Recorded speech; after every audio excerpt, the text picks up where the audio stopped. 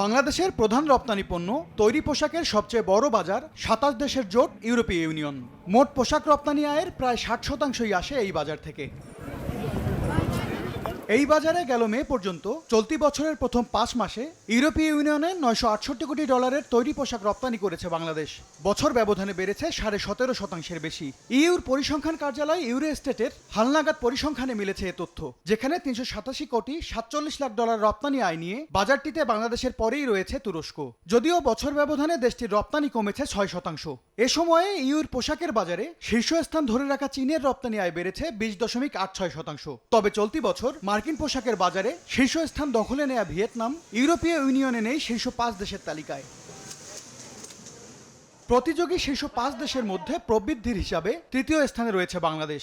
মার্কিন শুল্ক চাপে যখন যুক্তরাষ্ট্রের বাজারে চাপে পড়েছেন রপ্তানিকারকরা, তখন ইউরোপের বাজার হিসাব বাড়ানোর তাগিদ দিচ্ছেন অর্থনীতিবিদরা। পৃথিবীতে দুইটা বাজার আছে, ইউরোপিয়ান ইউনিয়ন এবং মার্কিন যুক্তরাষ্ট্র। তারা হচ্ছে সবচেয়ে বড় বাজার।